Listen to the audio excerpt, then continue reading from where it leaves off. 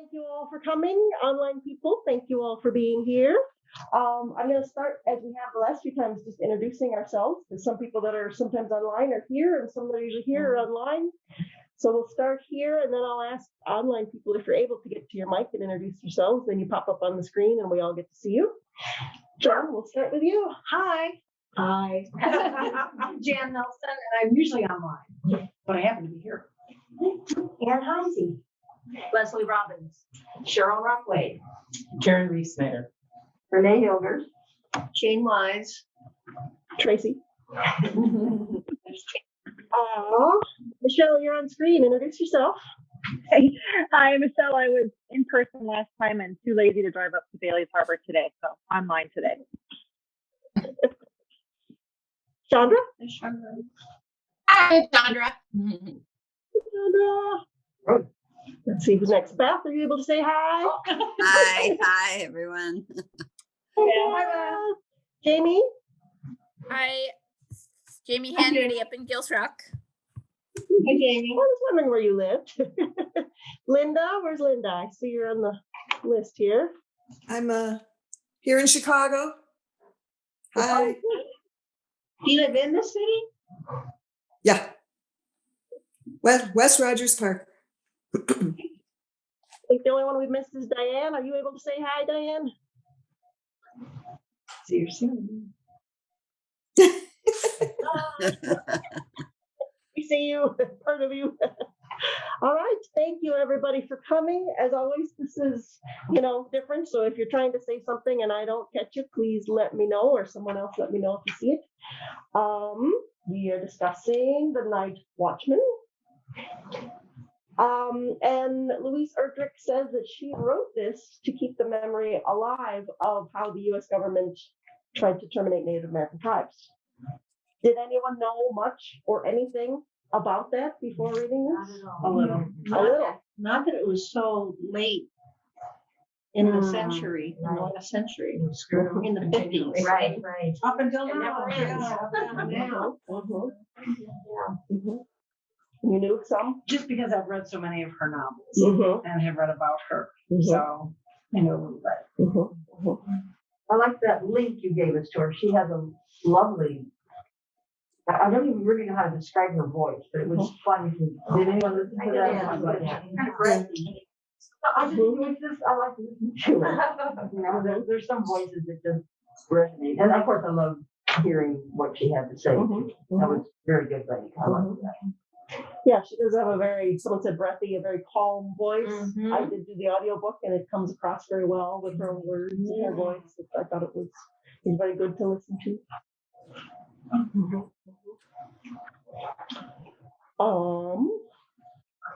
What about the names? Some people said they got confused at first. So many characters, but the names are very important. You've got, yes. Who was related to who was the niece, who was the nephew? Oh my God. Yeah. Last time we were here, somebody had read it already, and I heard them say there are a lot of names. So I just started right away. That's what I did too. Writing down whenever I encountered a new one. It wasn't too bad if you did that. Yeah. I mean, It was very helpful to have the document that you sent because I finished it a few weeks ago and now I'm just, so that was helpful. Yeah, even to review and be like, I wish I'd remembered to send that originally before we read it, but yeah, sometimes it's good just to review. Good to know how to pronounce it. Yes.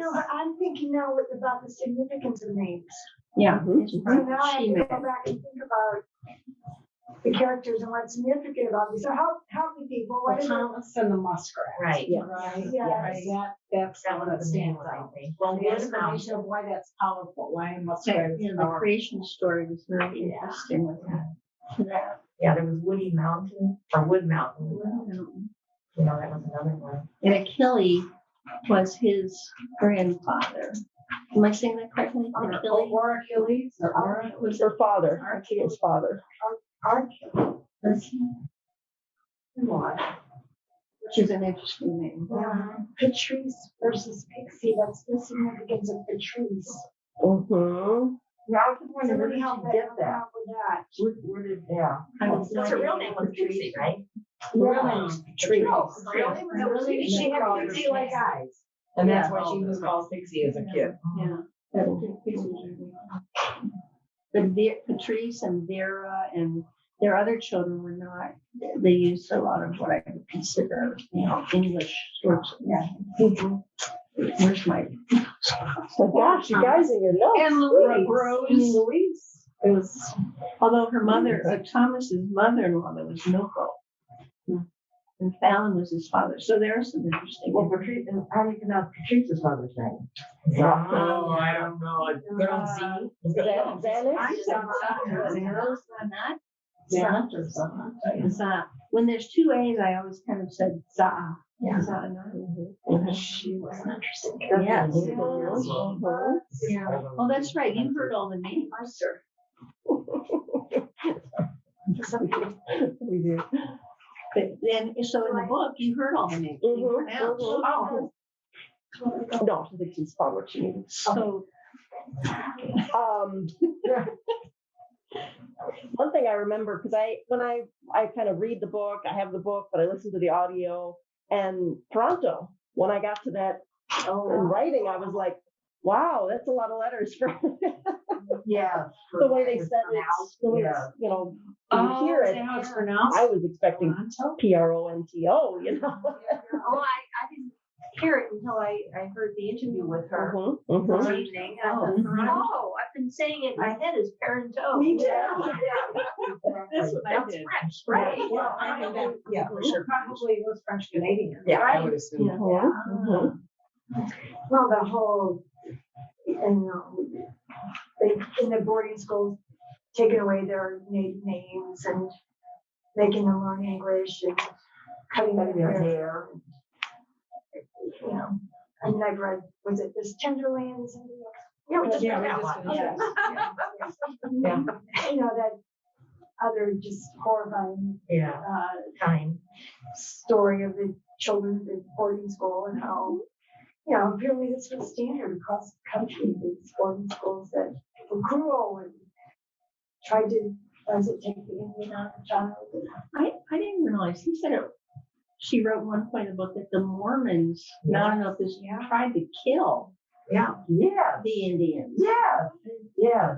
I wonder if that's true. Well, so the, Who didn't? But I mean, So she the kind of Mormons said they because- just tried to kill all the Indians. but didn't we also, didn't, The try part,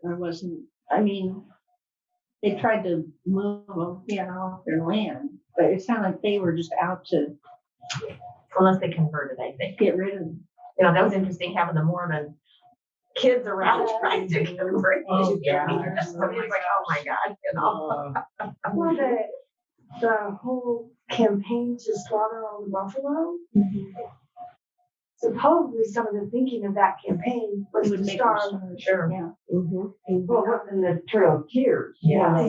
Yeah, We're moving, that was horrendous. Yeah, he talks about finding, they would dig up the bones and bring them to him near end.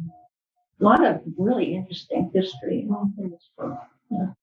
I didn't feel like I got hit over the head with it though. Yeah, right. And thank goodness, because I have a really hard time reading books that are so down and out that you just feel like you've been beat up by the time you're done. And I almost at one point said, "You sure you want to read this?" And it was when Pixie got there and she got kind of abducted by the guys. And I thought, oh no, this is going to be awful. Yeah. And it really wasn't awful. She overcame that pretty well. And the vision of what a water jack is. Oh, I know, that was bizarre. And then they kept referring to it. Well, when I was a water jack. A water jack. Okay. I still don't know what that is. I looked it up. Oh, there's nothing to look up, is there? No. Yeah, it was some kind of a bird, but what she was not a bird. So No, it was yeah. like a lumberjack because she was in there chopping, but supposedly. Under the water, because that's what we're. And, and she was underwater, so she was the water jack. I don't know. That's what they said someplace that I read. Yeah, it was bizarre. I don't know if this rings a bell with anyone, but I had started another very popular novel recently that was about a girl whose father had her be a mermaid in a water tank Really? all the time. And I even maybe as much as a third of the way into it, it's by a well-known author. The Who's in an Museum of Extraordinary Things. Yes. Mhm. What was the name of Who it? is that? The Museum of Extraordinary Things. I think it's Hoffman. Oh, Alice Hoffman. I think that's right. And I've liked her novels, and I got about a third of the way into it and thought, I'm sorry, this is just too weird for me. It's just too extraordinary, right? I don't know. And it's part of it, like you just said, Karen, there's some that I just can't read because of the way it's so negative, or it's so down, or it's so, you know. Well, what about even the tragic things that happened to Vera? Did anyone have problems with that? Or did we feel the same, like we know it's happening, but we didn't get many details? How The ship part was bad. Like you weren't beat up with it. I mean, it was there. You sort of explained, and then it was let go. Right. So It wasn't a focus really. Yeah, there'd been much more detail about it. I mean, I think we all read between the lines what happened to Vera. But if there had been chapters about it, I think that would have been another ice. Yeah. You know, it's so horrific. But I thought that was particularly well handled. We know what happened to her. Can someone refresh my memory on how she got away? I mean, I kind of, it was so horrific to me. I mean, I think you all are saying it was kind of glossed over. I didn't think it was. I thought it was very graphic. I thought it was really horrible. It really hit me in the gut. And somehow I was listening to it on the audiobook, and I may have gotten distracted if I was driving and needed my attention elsewhere. I missed how she got away. The next thing I knew, she was home and Wood Mountain was falling in love with her instead of Patrice. She was dropped off, right? I'm sorry, what? She was dropped off. Like they took her out of the boat because. Oh, that's right. I remember. I remember now. They Mm-hmm. didn't want to put her in the water because her body would be preserved. I mean, that was very detailed and very graphic because, and then they might find, her body. So they were hoping to just leave her in the woods at the end of a road and some animals would get her and nobody would find her or whatever. But how did she get home from there? How did she survive? Was that Tired sailor. Well, saved her. Yeah, and at first she was walking, and it seems like their tribe had a belief that when you die, you walk. That's your journey. And so she thought she was dead. I missed that. I think, because sometimes that happens. That was the one thing I missed. Sometimes, you just get distracted while you're listening. And so, okay, thank you. This former medic. Yep. She would have been bad. She would have been. Oh, absolutely. Right. But then it never really talks about how she gets from him. He brings her home. Does he bring her home? Yeah. He brings her to. Wanted to marry. Because he had proposed. He did. He could have. Yeah, it wasn't exactly all altruistic motives on his part, but maybe it was at least he was kind about it. Yeah. Hearing how you're all talking about how the violence or the misogyny or all the various things that were happening didn't seem so horrific. So it was easy. I mean, I think it really hit me in the gut worse because of that, because it was stated as it's just everyday occurrences. This is just matter of fact. This is what happens to us. This is what the government is trying to do to us, is eliminate us as a people under the guise of, and it's just stated sort of matter of factly. And all these other horrible things that happened to them, there was some humor to it because it was so outrageous. Anyway, it just all seemed very horrific to me. I think we were thinking it could have been a lot worse if they didn't go into such detail. But she was successful at making the point. Yes. About it happening. So I think that's what I was trying to say, and you said it much better. Thank you. That's okay, Jamie.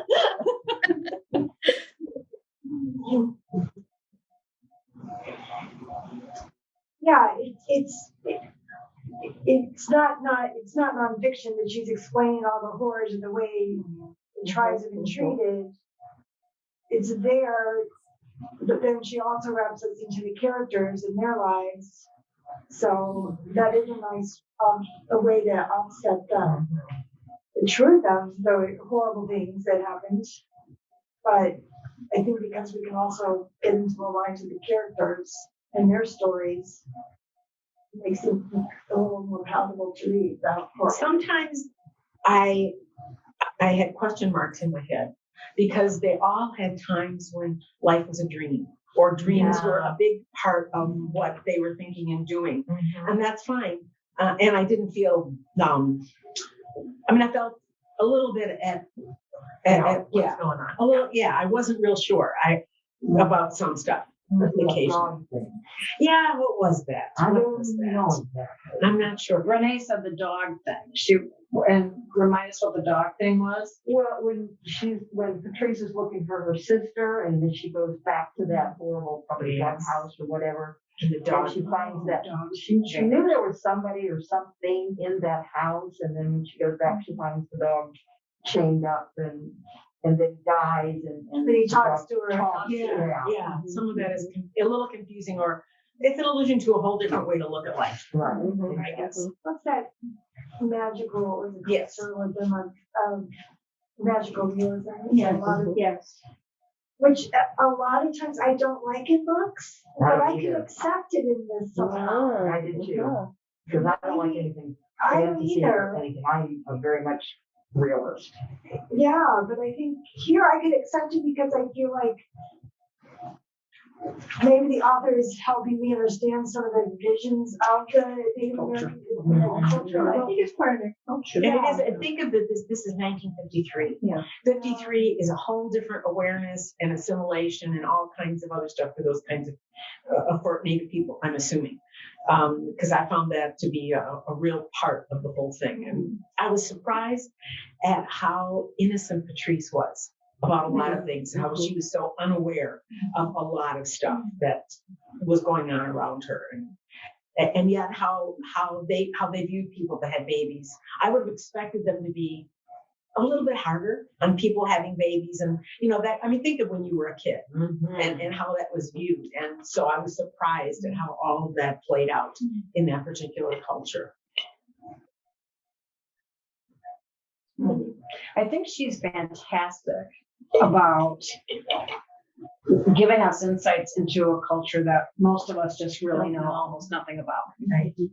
And and to your point, there's some subtlety to it. So it isn't like Native American 101. Yeah. She doesn't do it that way. And maybe because I've read so many of her books and I really, really liked them all, and she always does this. It's, Native American culture appears in them all. And much of it is mystical. So I had to go back to it's like, wait, who's the ghost and why is he a ghost? And because there were two ghosts, right? Yeah, there was Roderick and then there was somebody else. And, Thomas's brother, who died young too. And then it's realizing, well, now we're at the mystical part where this is the ghost who's talking or the dog who's talking. And now we're back to reality. But I think we just don't picture. I think it's a we don't culture thing a lot. I mean, if you think about India, and cultures like that, I think they're in tune to a lot more of that. I think. We don't like that stuff, so we don't even give it the time of day. Most of us would have hard time meditating. For us to sit in 5 minutes and meditate. Oh no, we can't do that. So we're just not into it. I don't think. I don't know if those of you who listen to it in the audio version, how they handle this, but when they were reporting the congressional record, and they also said one of the people that testified was the ghost, which because it looked so formal, I almost just skimmed over it. I wish I could find it. I don't know if you noticed that, but I love that.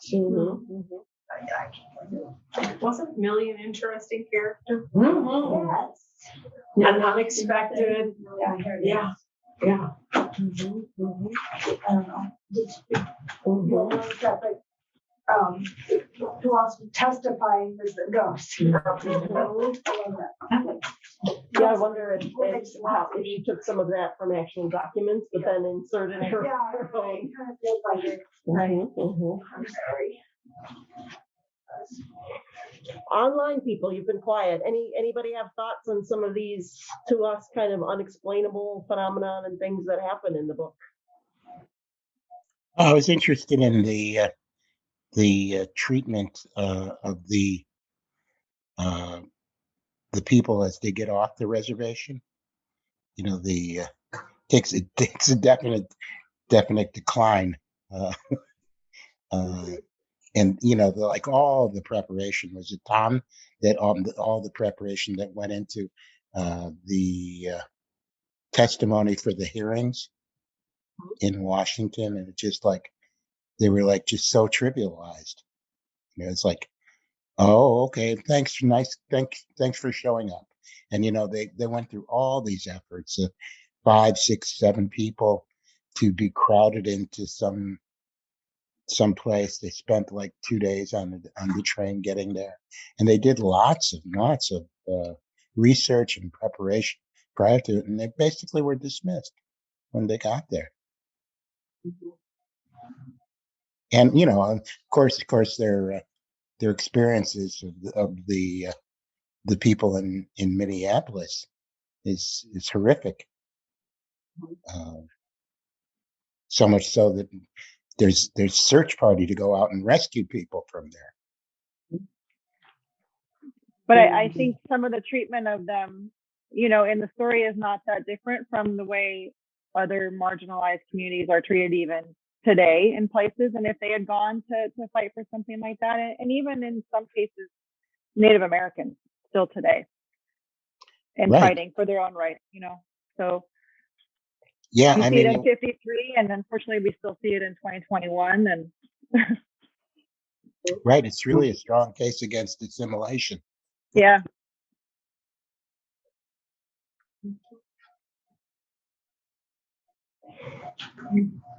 Go ahead.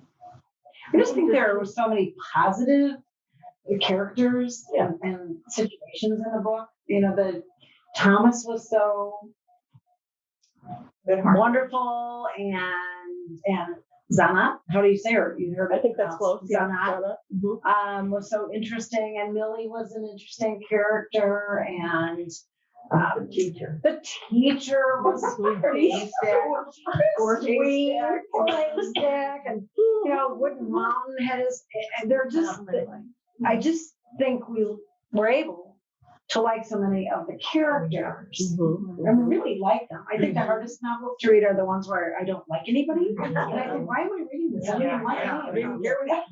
And I like so many of these people, you know, or admire them, or And a number of them help each other, you know, giving their days off to somebody, you know.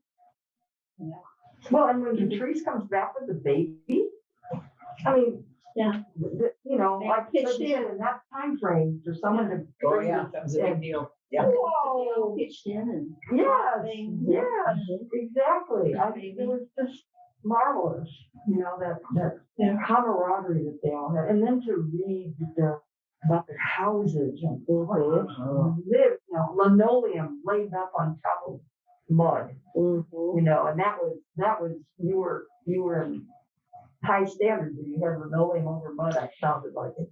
How many of you driven through northern North Dakota? Oh, northern. New Mexico is the same way. South Dakota, there's a reservation. So I'm saying north of the midline of North Dakota, if you drive that, I think it's Route 2 maybe, if you want to go to Yellowstone. It's very, very, a lot of poverty, a lot of poverty. It's very sad. All these little towns. Not necessarily based all Native American. Not necessarily, but there's quite a bit. Is that part of the reservation up there? There were a number of them. So if things improve because the economic engines have shifted from making, you know, bearings out of diamonds to making casinos, are we in a better place now? Or? Only for some tribes. I used to live in New Mexico, and I also lived in Southern California. And so for those tribes that do have casinos, yeah. But that brings its own host of problems, right? They get this huge influx of money with no infrastructure to deal with that money, which leads to a lot of drugs and alcoholism and not knowing what to do. And then for other tribes, like in New Mexico, you still have entire communities that have no running water, no potable water, still living in essentially linoleum on mud floors. So Very the hard to get to influx, school. so the influx of money isn't necessarily distributed equitably. Right, because some tribes have the ability or have contracts with people who, you know, they can build the casino, or they're located in an area where a casino actually is profitable. Other tribes don't have that much infrastructure or the money to start the process or live in an area where it would work. And so it's not an across the board thing. And even for some tribes who have casinos, they get into agreements where they can't, you know, they're paying so much money to the people who build it that they're not really bringing in much for the tribe themselves. It's more of a profit for Harrah's or whatever casino company has built that casino. You have really, really poor, some really, really wealthy, and some stuck in the middle. So they have, you know, but you know, once again, they were trying to be swindled away from their money and their inheritance type of things. The ones they murdered you? Yeah. From the Osage Mine? Yeah, that's it. they had been doing very well. Right, And right. they started. So they got a nice society, they had nice houses to live in, you know, and everything. I think that throwing money at a problem doesn't always make it better. Oh, either. no. Right. You know, you can have a lot of money, but not do the right things with that money. And I think the Indian crop situation would test some of that. Well, and I think Thomas and his colleagues were really wise, because what they pointed out is you really don't want to have to take care of us. You don't really want to send us off our land. Right. Where we're doing is we're partially self-sufficient. And you take that away, and then you're going to have some means of taking care of all of us. And so it was very methodical. Of course, Millie was an amazing help as a scholar, but I thought their approach was really crafty. It was. What I would love to see a picture of Millie, because all these description of all of what was her. And so, what is this girl? Those are big checks and and stripes and whatever else. Floral bothered her. Oh my gosh. Floral. That would be terrible. But when they wanted to get them off, though, I mean, I didn't think the government wasn't going to, they wanted them to just assimilate into a city. I mean, they weren't going to take care of them. But the cities, they were saying the city structure has no ability to take on all these people and provide services and schooling and hospitals, and you can't housing. Yeah. Especially how they had that on the reservation either. You know, but at least they were in control of that. Yes, You know, that's a big difference. Yes, exactly. But, you know, and having to live the hard scrabble lives on the worst land that they were driven to. Yeah. You know, Yeah. it- It's not fair. No. It's not fair. Yeah, I mean, it'd be one thing if the reservations that we had made were trying us on total land that was farmable by water, but I mean, it wasn't near water, it wasn't oil.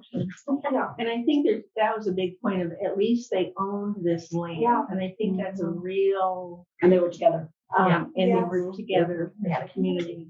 And that's a very strong incentive, you know, to own something and be the master over your land. I liked reading what they ate. I could only imagine what that was too. Oh, A lot of the stuff was, I thought, I wonder what this really is. And plus there was such a, and such a lack of protein most of the time. You know, your lunch was a baked potato. And I thought, oh gosh, that sounds exciting. Here's your baked potato. I don't know what that That is is. a hard bread. I think so. What was it? It's a hard bread or something that they bake. Manic is a quick bread. Yeah. They ate a lot of that, and They they had had deer fat on it, and oh my God. I'm sure. And she brought the dough and it wasn't even cooked. Yeah. That's worrying. Yeah. But then they didn't, like you said, with no fertile land, how do you even have a garden? Right. How do you grow a vegetable? Well, and what is the modern day responsibility and what's the solution? And, you know, I don't know any of that. That's all a big, big question. But as you said earlier, it's not like this is 1792, right? It's 1950. This is way past Andrew Jackson. I think I heard about the boarding schools. It wasn't off the books of law that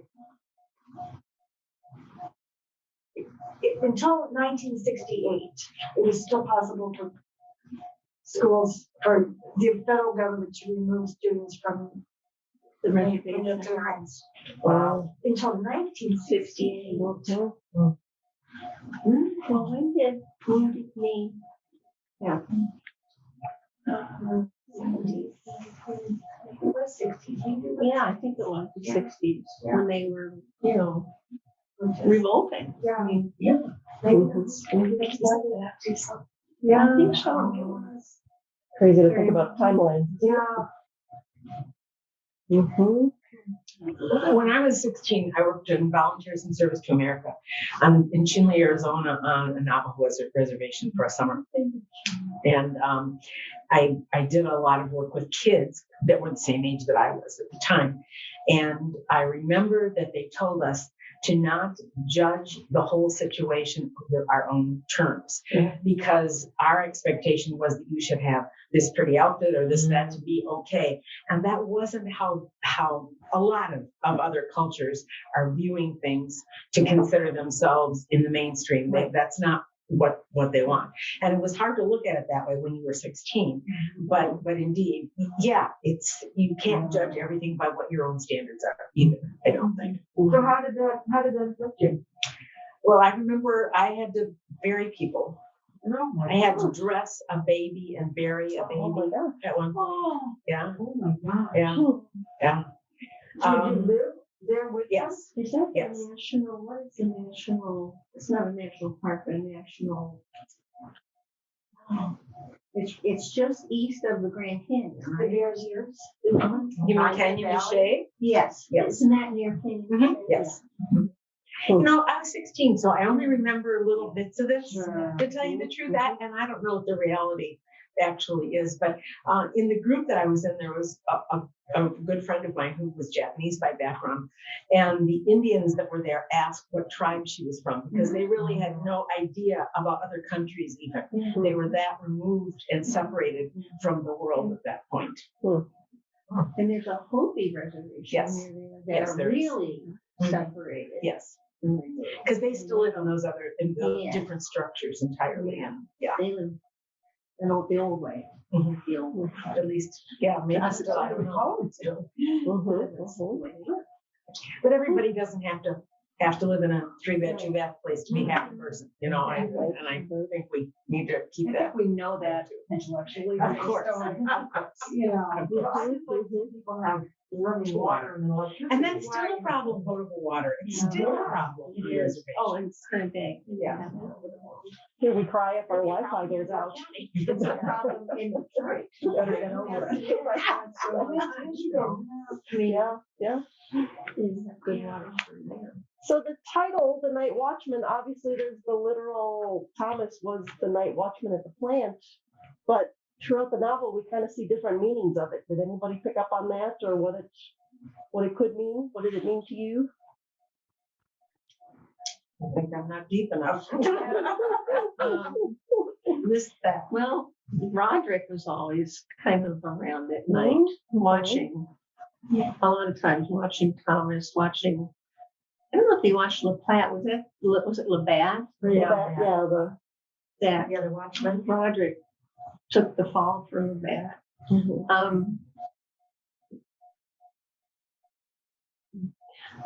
Now Vera and Bernadette. Bernadette was also in the business, I think. So Right? there was something there, yeah.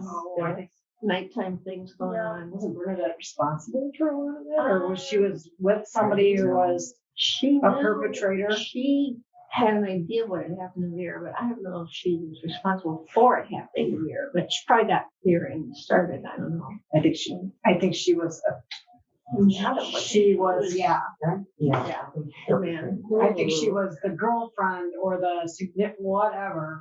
It's hard to call that a significant other of somebody who was doing this to these young women. And at the end where they showed, Louise mentions where you can find more information about what happened to these women who went to Minneapolis. I thought, I don't think I would. I mean, I think it would.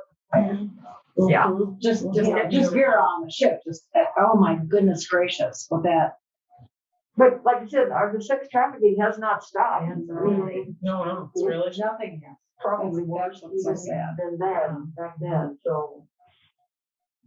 I mean, Thomas was also watching out for his community. If you want to think about it that way, he did a lot of work at night on the job. I couldn't believe he was getting along with 2 hours of sleep. Yeah. How did that work? How did this man know? Really? I don't know. But that part he had a stroke eventually, so that was not a good. Yeah, do you think that's what led to his health problem? I probably. That and the stress of trying to keep everybody together. His family, the tribe. There was also an actual chapter called the Night Watch or Night Watchman. Yeah, I was a little confused. And that's when Patrice's father came home to die, and then they That's had, right. That's right. I think 3 nights. It's a tradition. Yeah. The night watch. Mhm. Yes. Oh, yeah. Not gonna find it, but Right. Yeah, that whole funeral, the burial rites was interesting because here was a man that It was awful. yes, was awful. And they Nobody still was honored him with yes, this, the with this community ceremony. still came to Yeah. The ceremony. honor him, and which just says something pretty powerful about the community. It does. About forgiveness or But think about humaneness. even in our own culture, people who are pretty horrible become saint-like once they're dead. I mean, I don't think that's, everyone's giving these glowing eulogies and you think, We've heard the phrase, the deader, the better. no, but it's a good one. My mom used to say that, and all of her friends that played bridge, she said, the longer their husbands were dead, the better they got. So it was the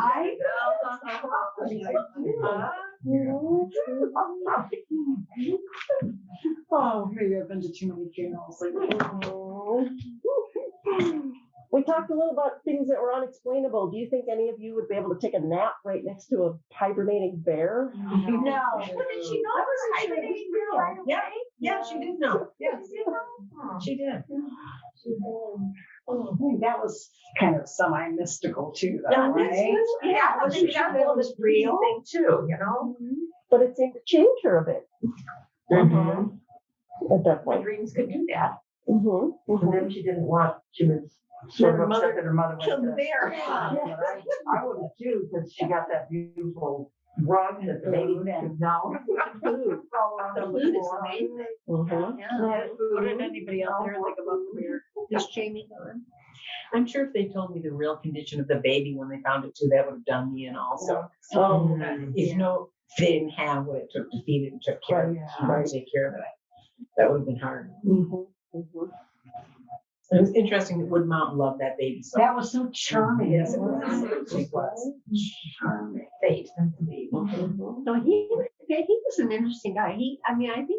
I think she wrote, he was a pretty smart guy and could have gone to college, but he wanted to stay home. He just wanted to be in his community and, so you can't say, well, they're lazy, they don't want to go to school. It wasn't about that. It wasn't that he was lazy. He wanted to be there for his community, I think. And continue that I was a culture. little surprised though that he ended with Vera. I mean, he was so in love with Patrice. I thought, seemed like the whole part, and then all of a sudden at the end, which I think was probably for the best, but it wasn't where I thought it was going when I was reading it. He was most in love with the baby. Yeah. Babies can change things. And maybe he thought he could be more of a white knight with Vera. You know, he could Save the day. say her, she was needier. I'm not saying that he didn't really love her, but Pixie was so independent and so also non-committal. You know, she wasn't really committed to him either. And she was a wild child. She was She kind of wanted to go that way. Yeah. I like how she thought it was a good idea to try him out. That's interesting. 1953. Okay, that was on Betty Pye's recommendation. Yes. That was funny. Betty was funny on it. So. Yeah. Yeah, is it she that tells her you can't try him out, you'll break his heart? You can only try them out before they've declared themselves to you, because otherwise they're devastated and they never recover. Somebody gave her that advice. Maybe Betty. But she didn't. She does sleep with him. They do have an intimate relationship. She doesn't follow the advice. Yeah, when Vera comes back, does she back off right away as soon as Vera's back, or I can't remember. Yeah. I think she gets involved in that trip to Washington. Yeah. Life goes in a different direction. And then there's the whole eye issue for a while. So I Right, get it. Like, right. It's so interesting to me that, did you guys pick up on the fact that a lot of stories about Anglo culture, white culture, would have been the trauma that these people suffered, and they had needed counseling, and there was PTSD and all this, but somehow all of this horrible stuff happens to them, and it's just they're folded into the loving arms of the culture and become healed in a way. I mean, they don't suffer, it doesn't seem, long term from the most horrific things, in a way that when we read novels about other cultures or other people, that they do, you know, that's the main thing it's about. But in this book, it wasn't about that at all. It was about the after effects of all these horrible things. I found that very, very intriguing, and listening to her read it, listening to the audiobook, and with her native accent, you know, for she read each of the characters so beautifully. I could really hear them in her, the way she modulated her voice and her accent so differently for all of them. It just really brought it to life for me. I really appreciated that. I was glad I listened to it.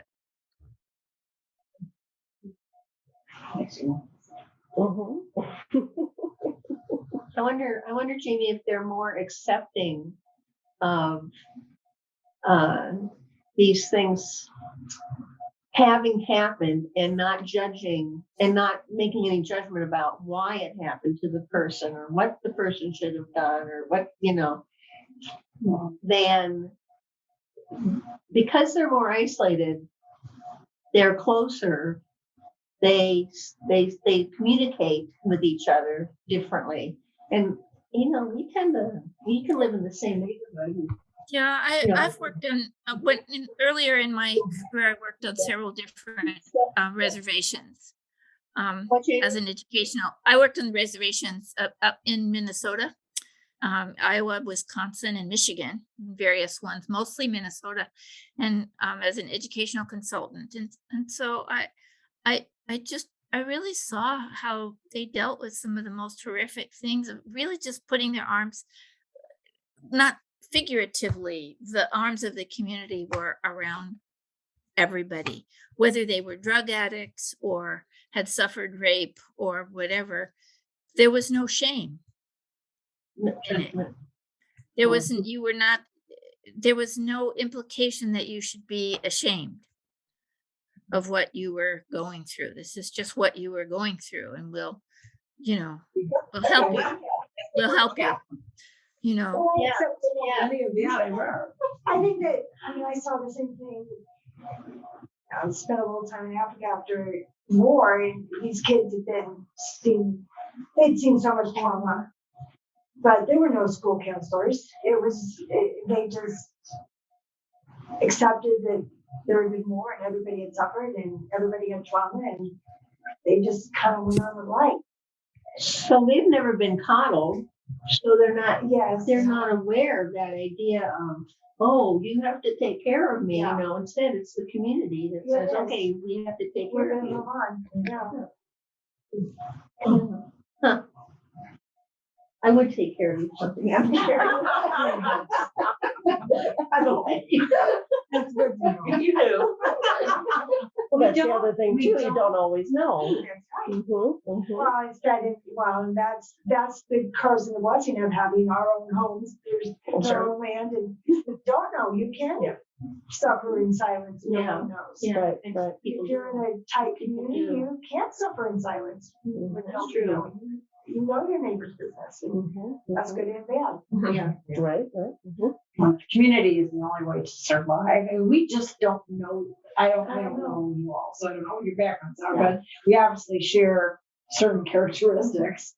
And so probably haven't had to rely on a close-knit community for survival. Right.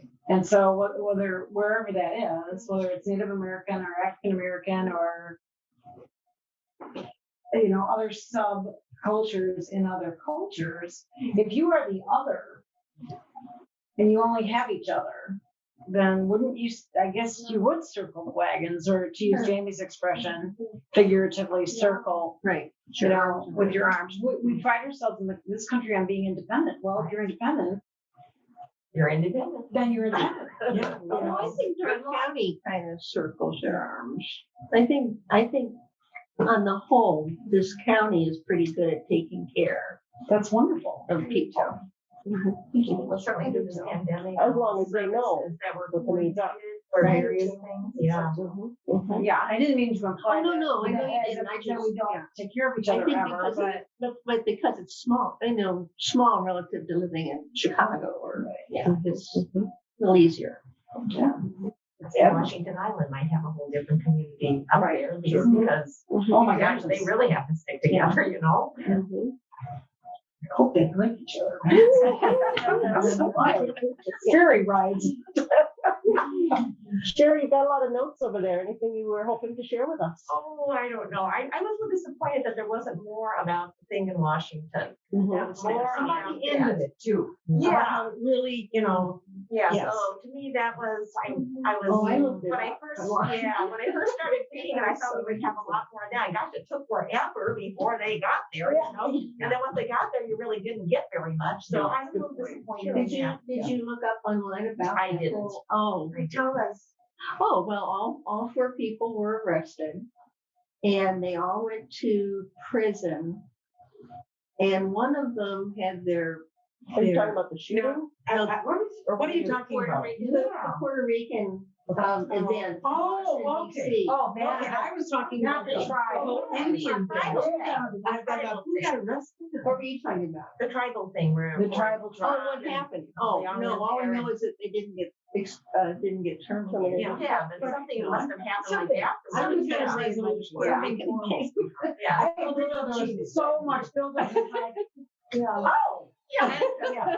Yeah. So I was a little disappointed in that. concise. Yeah. Yeah, we don't know how it came to be that they weren't terminated. Right. Yeah. Emancipated. I thought that one conversation between Haystack and Tom, where they were talking about, where Tom is just telling Haystack about, even if my skin was white, it wouldn't make me white, you know, and just, you know, he's an Indian through and through, basically. You know, they got the vote in 1924 after the black man, after the women, you know, this is like, oh, here's a number, you know. And then they say, we pay taxes, just like you guys pay taxes, only we don't have to pay taxes on our land because, gee, it's our land, I guess. At least that made some sense, you know. And they just own it in common. They don't really own one little particular part, they all own it in common. So that's another reason why you better, you know, be nice to your neighbor or whatever, because you own all of this in common.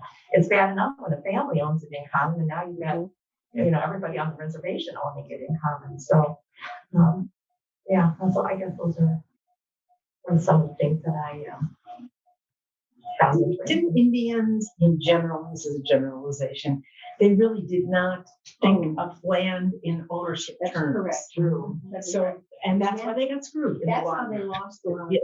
Yes. because they would do, we went camping in September up it's called the North Shore along Lake Superior.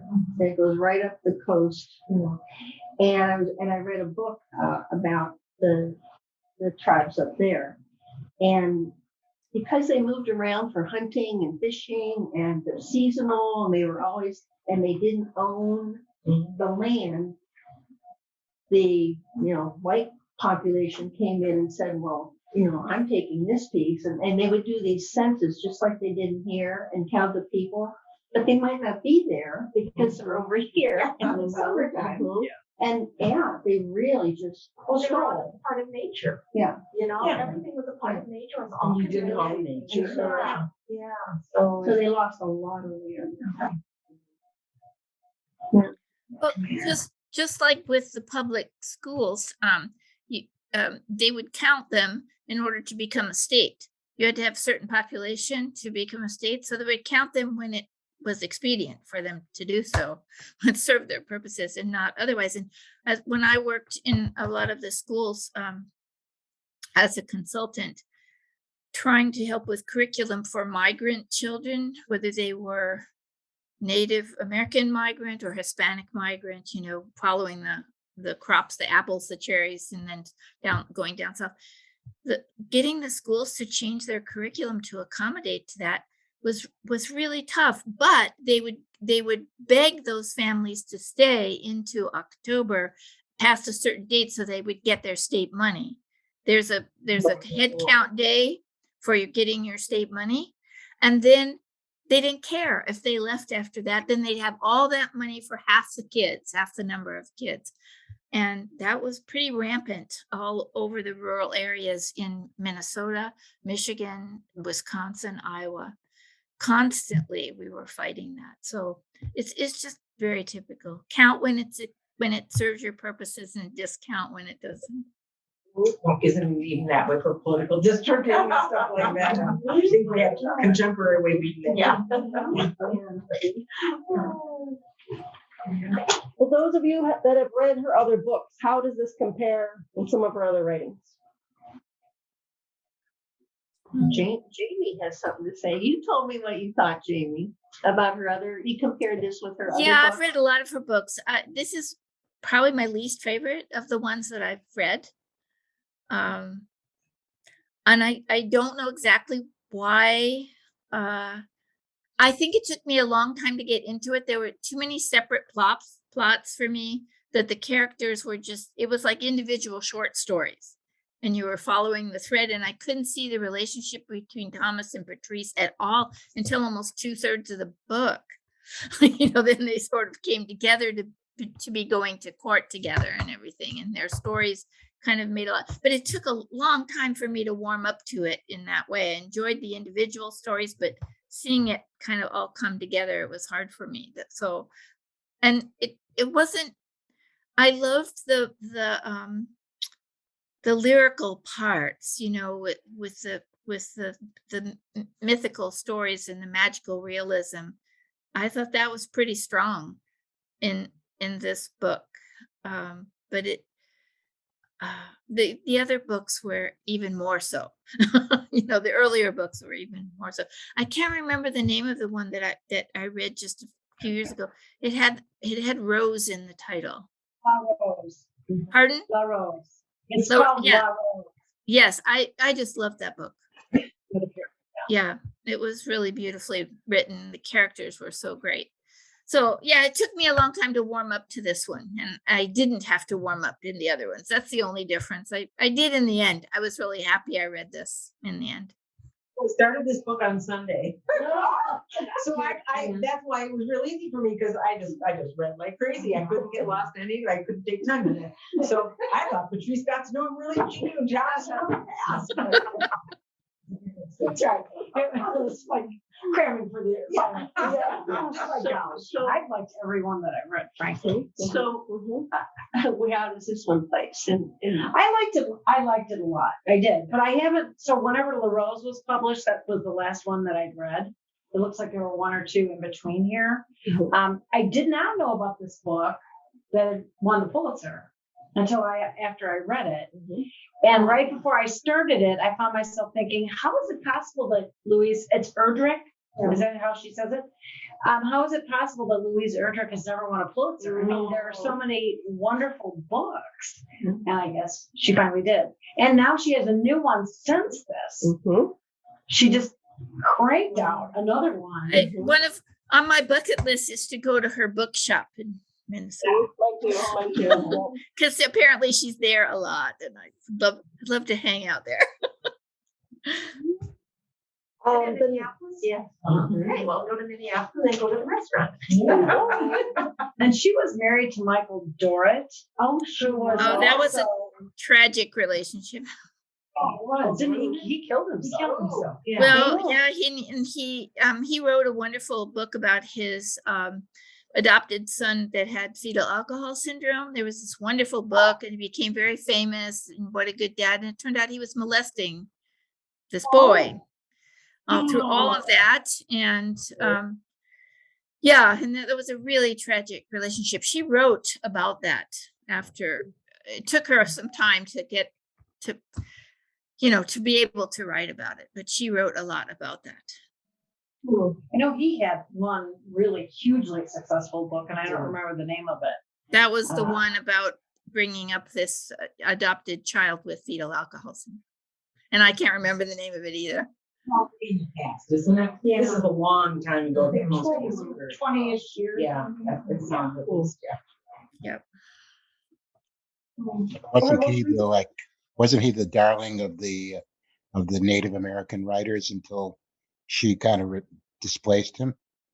Oh. I knew about his book, but he's Native American as well. I don't know. Yeah, he's not Native. I don't think he's Native American. I think he was. Let me look. Okay. Let me look. I got my computer right here. Modoc. MODOC. Never heard of that. But he was. Oh, Michelle has sent us a link. Oh, an interview. Okay. Yeah, Keith had just showed me today, my partner, that there was an interview with her in AARP this month. So I just sent the link to that interview. Thank you. Oh, thank you.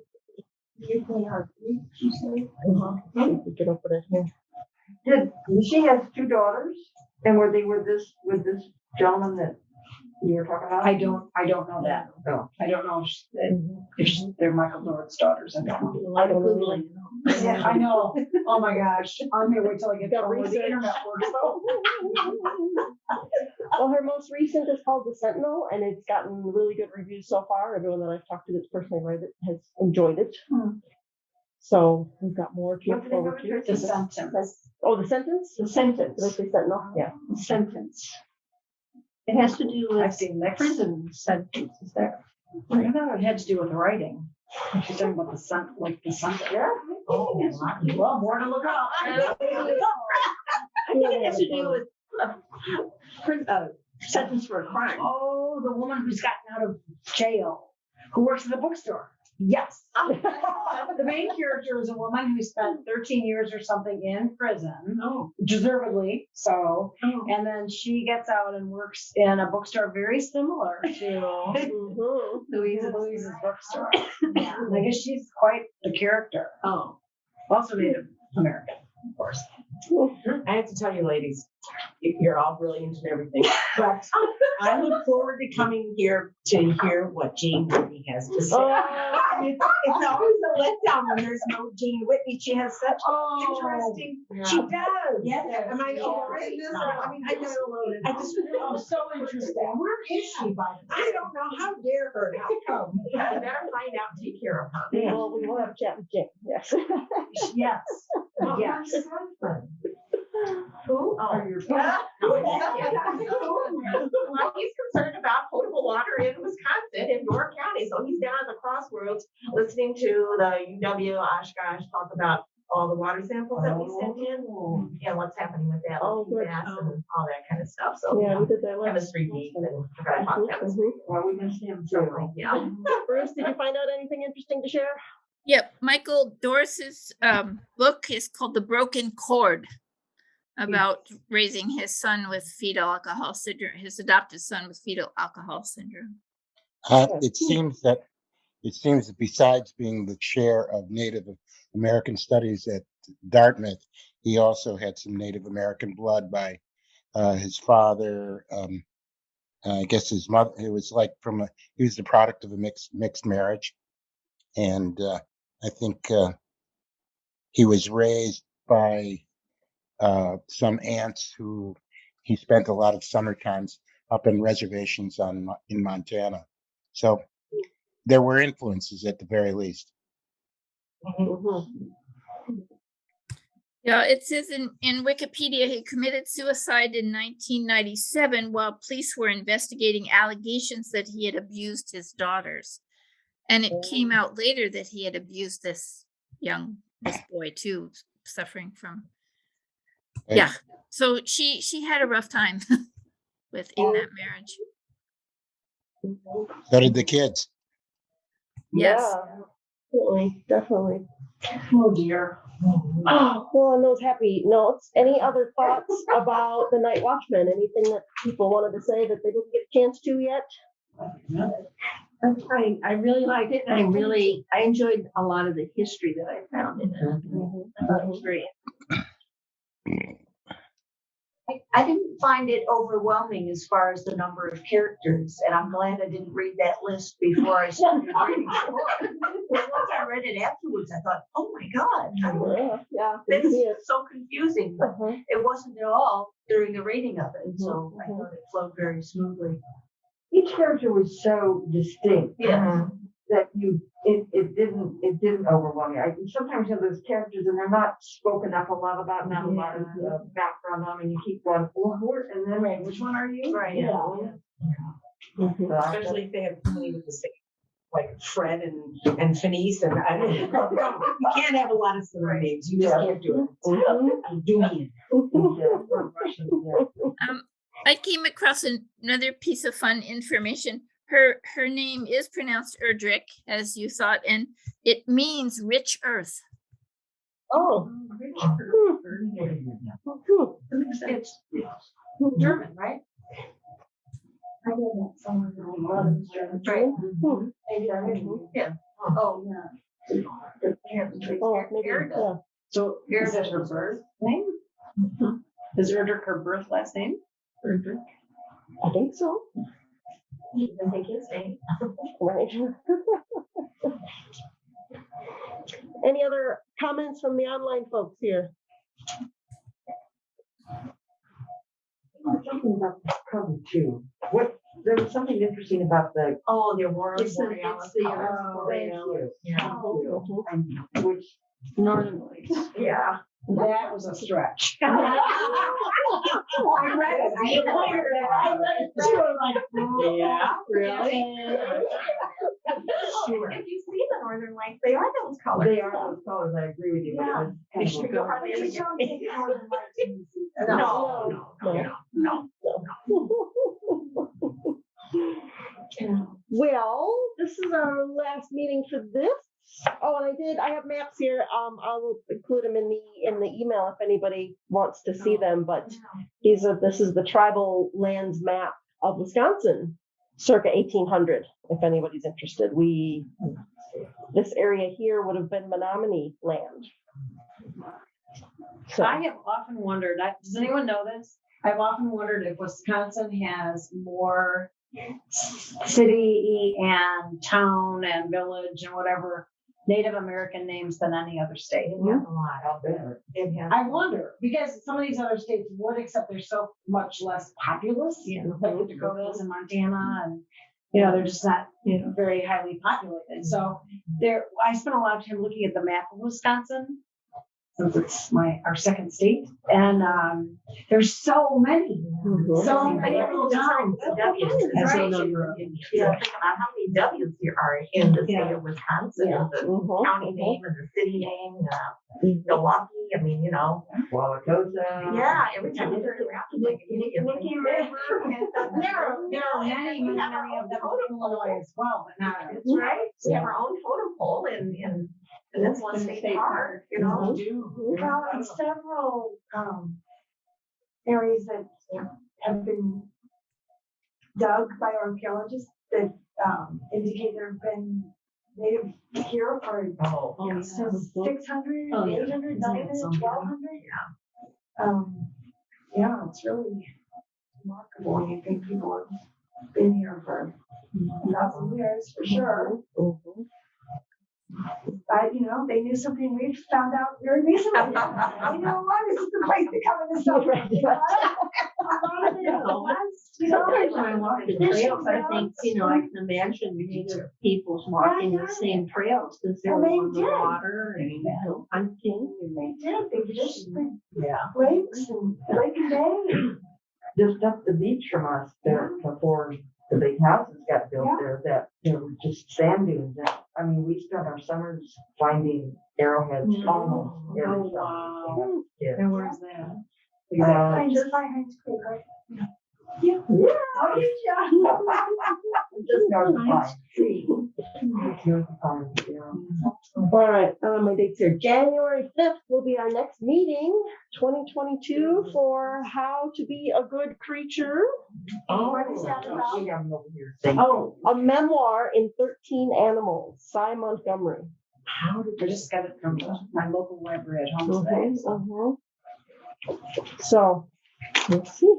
And as you probably all have heard, the big read was announced, and we're going to be reading Michael Perry. Our discussion here will be for Truck a Love Story, since I shouldn't say just, but last year we read Population 45. If anybody needs it, I have, I think, 3 copies left of the giveaway copies. So race to the desk or something. Run over your neighbor. And then Michael Perry will join us at the auditorium, or will be at the auditorium, yes, Saturday, February 3rd. So, Oh, really? so that will I've be heard good. him speak in person before. Yeah, he's good. If you can make it, do. It'll also be online, virtual.